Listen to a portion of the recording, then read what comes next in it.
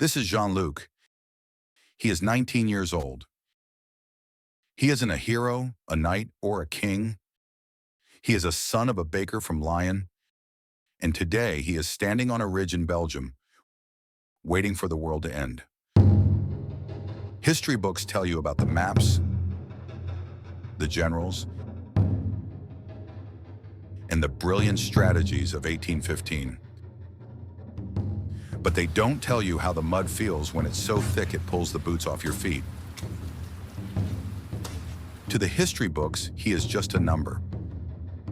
To us, he is the only way to understand what really happened at Waterloo. To understand Waterloo, you must first understand the hunger. Jean-Luc hadn't had a warm meal in 3 days. He spent the night of June 17th standing up because the ground was a lake of liquid mud. This is the Grande Armée in its final hour. Not a golden parade, but a mass of shivering, exhausted men. Napoleon had promised them that by tonight, they would be sleeping in the soft beds of Brussels.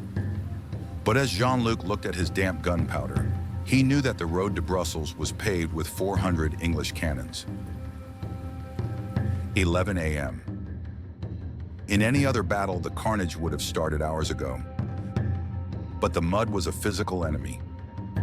Napoleon's artillery relied on the ricochet, firing a cannonball so it would bounce off the ground and tear through multiple ranks of men.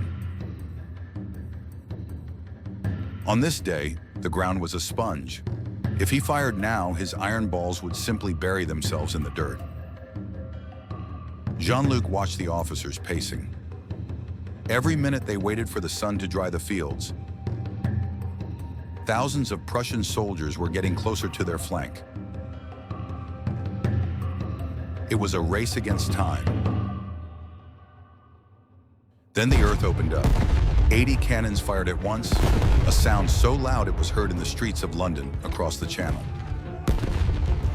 Jean-Luc's regiment was ordered forward. He was part of d'Erlon's corps, 16,000 men marching in massive, tight columns. As they moved, Jean-Luc heard the whir of the British shells. He didn't look left or right. In a Napoleonic column, if the man in front of you is decapitated by a cannonball, you don't stop. You step over him. You close the gap. Jean-Luc describes the smell, a sickening mix of sulfur, wet wool, and the metallic tang of blood. From his position, Jean-Luc saw a sight of terrifying beauty. 5,000 French cuirassiers, the heavy cavalry charging the British ridge. The sound of 20,000 hooves was like a rolling earthquake, but the British did something Jean-Luc thought was suicide. They formed squares. Imagine a hollow box made of men, 4 ranks deep, with fixed bayonets pointing outward. A horse is a sentient animal. It will not commit suicide by running into a wall of spikes. Jean-Luc watched in horror as his legendary cavalry rode around the squares, being picked off by British muskets like birds in a cage. The ridge of Waterloo became a graveyard for the finest horses in France. The battle kept going throughout the day. Evening falls. The air is so thick with smoke you can't see 10 feet ahead. Suddenly, Jean-Luc hears a new sound from the east. The Prussians! It wasn't just a troop arrival, it was a psychological death blow.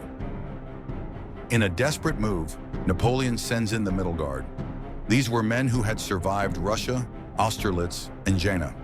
They marched in total silence. No drums, no shouting, just the rhythmic thump of boots. But as they reached the crest, the British guards, who had been lying hidden in the tall grass to stay safe from cannons, suddenly stood up. 1,000 muskets fired at once. The Invincibles crumbled. For Jean-Luc, the world shattered when he heard the veteran next to him scream, "La Garde recule!" The guard is retreating. As the British volleys tore through the ranks, Jean-Luc felt a cold, paralyzing terror that the history books never mention. He looked down at his blood-stained hands, trembling so violently he could barely prime his musket. In that moment, the grand ideals of the empire vanished. He wasn't fighting for France or the emperor anymore.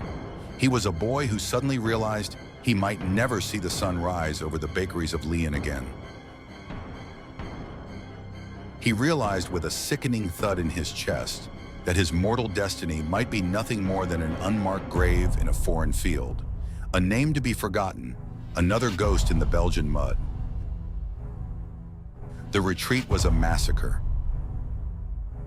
Jean-Luc survived only by hiding under a broken wagon as the Prussian cavalry hunted down the survivors. 50,000 men lay on a piece of land no bigger than a few city blocks.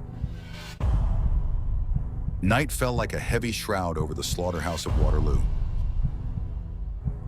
Jean-Luc lay paralyzed under the splintered remains of a supply wagon, his face pressed against the cold, iron-scented mud. Above him, the world had turned into a nightmare of shadows. He could hear the heavy thud of Prussian hooves passing just inches away, and the rhythmic clink of sabers hunting for survivors in the dark. Every breath he took felt like a betrayal of the silence. He watched through the spokes of a broken wheel as looters moved like ghosts across the field, their lanterns flickering over the faces of the fallen. In the freezing dark, surrounded by the moans of the dying and the smell of wet wool and death, Jean-Luc realized that the glory of the empire had died hours ago. All that remained was the raw, desperate instinct to stay silent, to stay hidden, and to pray for a morning he no longer believed would come.